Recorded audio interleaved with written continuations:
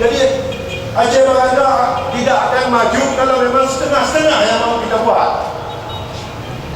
Yang persoalan Aceh Baranda harus tuntas. Disinilah kehadiran Partai Gerindra untuk menjemput dana di pusat.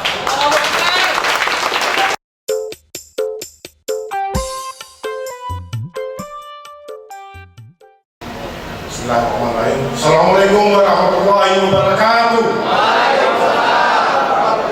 Alhamdulillahirrahmanirrahim. Wassalatu wassalamu ala asyrafil anbiya'i wal mursalin wa ala alihi wa sahbihi. Yang kami muliakan dan kami hormati pasangan calon kita Bapak Tarmizi SPMM serta kandidat kita Pak Said Adel SH. Yang kami hormati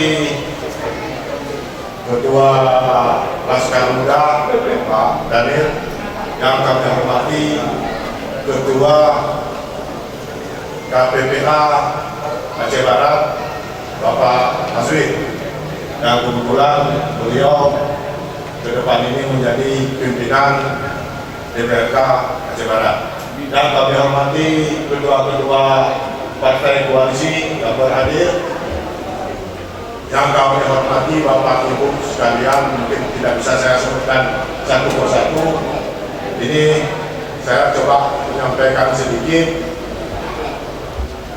Kita tadi barusan sudah menarik nomor urut sesuai dengan harapan kita semua, harapan masyarakat Aceh Barat. Kita mendapat nomor urut 1 tunggal, 1 tidak ada duanya. Ini yang harus kita pahami. 1 itu tidak ada duanya. Jadi kita berkumpul di sini di tempat yang berbahagia ini,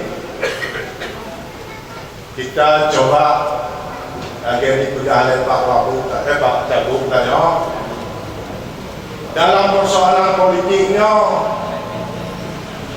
rasa-rasa. Karena di politik itu tidak ada istilah rasa-rasa. Tolong rekan-rekan Bandung, tim koalisi dan tim relawan, yang bersama-sama kita berjuang. Ini adalah alat perjuangan kita.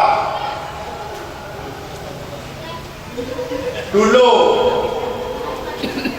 Beklale Pak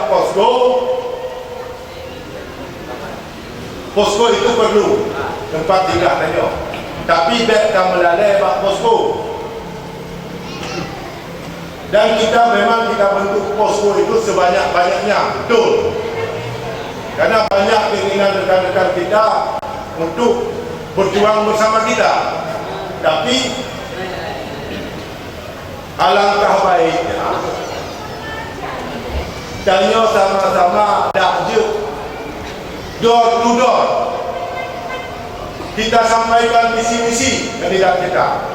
Tujuan kandidat waktunya.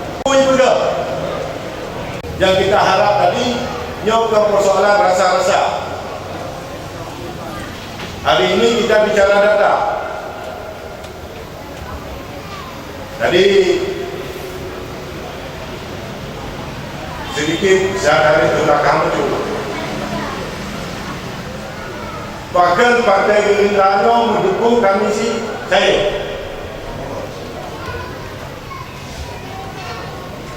Dan sama-sama dengan buku bahwasannya jauh sebelum itu ada pihak-pihak lain dan orang lain yang berkeinginan ke Partai Gerindra.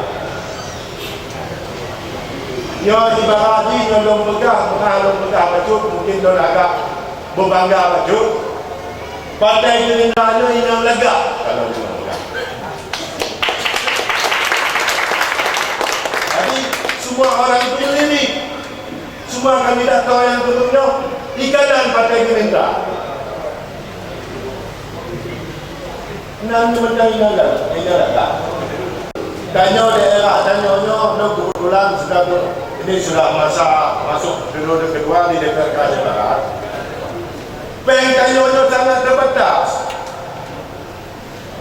Ya ibarat ijabkom penuh, dok ulai rumah aki, dok aki rumah ulai. Jadi serba takut. Apapun yang kita lakukan setengah-setengah. Jadi Aceh Barat tidak akan maju kalau memang setengah-setengah yang mau kita buat. Ya persoalan Aceh Barat harus tuntas. Beginilah kehadiran Partai Gerindra untuk menjemput dana di pusat.